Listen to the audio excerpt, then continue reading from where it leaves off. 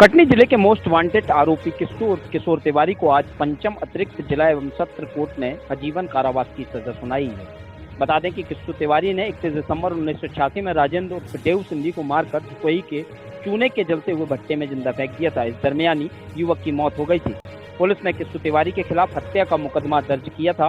किशोर तिवारी के खिलाफ 22 हत्या, अपहरण, डकैती जैसे कई आपराधिक मुकदमे दर्ज थे। पंचम जिला एवं सत्र न्यायाधीश के कोर्ट में फैसले की तारीख होने वाली थी, लेकिन अभियुक्त किशोर तिवारी ने कोर्ट में उपस्थित होना बंद कर दिया था। उसके बाद कोर्ट ने आरोपी के पकड़े जाने तक अपना फैसला सुरक्षित रखते हुए लिफाफा बंद कर दिया था। आज किशोर तिवारी के खिलाफ न्यायालय ने फैसला आजीवन कारावास का सुनाया है। बहुत ही कुख्यात, बहुत ही नृशंस हत्याकांड था जिसने इस पूरे इलाके में और पूरे प्रदेश में सनसनी व्याप्त की थी। इसमें जो सबसे नृशंस पहलू था वो ये था कि चूना भट्टा से एक लाश बरामद हुई थी और लाश भी इस रूप में बरामद हुई थी कि आप सिर्फ हड्डियां गिन सकते थे। और इस घटना के कारण जो रोष और भय व्याप्त हुआ, उसकी परिणति ये हुई कि इस प्रकरण को मुस्तैदी से पुलिस ने इन्वेस्टिगेट किया, आरोपी को पकड़ा और इसका ट्रायल शुरू हुआ। लेकिन ट्रायल के दौरान आरोपी फरार हो गया और आरोपी लगभग 2 दशक तक फरार रहा। इसके बाद 2 दशक बाद जब आरोपी गिरफ्तार हुआ तो उसका पुनः ट्रायल शुरू किया गया और ट्रायल के दौरान जिस दिन फैसला होना था, उस फैसले के ऐन दिन आरोपी पुनः फरार हो गया।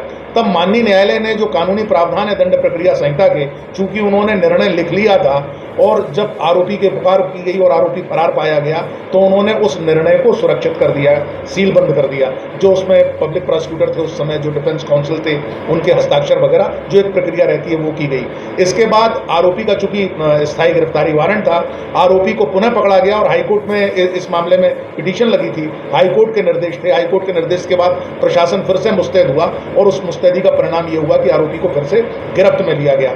और जब आरोपी इस समय जेल में निरुद्ध था, तब आरोपी का फैसला माननीय न्यायालय द्वारा प्रोनाउंस किया गया। इसमें बहुत सारी तकनीकी अड़चनें पैदा की गई बचाव पक्ष द्वारा, उन सब का निराकरण माननीय न्यायालय द्वारा किया गया। और जैसा कि एक हमारे यहाँ कहावत है कि कानून के हाथ बहुत लंबे होते हैं, वो इस मामले में चरित्रार्थ है। आरोपी भागा, बहुत दूर तक भागा, कई दिनों तक भागता रहा, लेकिन कानून के लंबे हाथों ने अंततः उसे अपनी गिरफ्त में लिया। और जैसा कि कहा जाता है कि न्याय के घर में देर है मगर अंधेर नहीं है, वो इस मामले में आप चरित्रार्थ देखते हैं। यद्यपि लगभग 37 साल बाद इसमें न्याय का परिधान हुआ है, लेकिन समुचित न्याय हमारे सामने आया है और इस फैसले से जो आपराधिक न्याय प्रशासन है उसमें आम जनता का विश्वास बढ़ा है। ये सबसे बड़ी बात है। और इस मामले का ट्रायल हमारे एजीपी श्री नारायण तिवारी जी ने किया था और उसमें विशेष मार्गदर्शन हमारे जीपी श्री रजनीश सोनी जी का था। आरोपी का नाम क्या है और उसको क्या सजा? ये आरोपी इसमें किशोर तिवारी थे। उनको 302 में आजीवन कारावास और 5,000 रुपये का जुर्माना, और 201 में जो उन्होंने लाश को चूना भट्टा में डाला और साक्ष्य का विलोपन किया, उसके लिए 5 वर्ष का कारावास और 1,000 रुपये का जुर्माना आरोपित किया गया। Thank you. ये ब्रीफ सही है।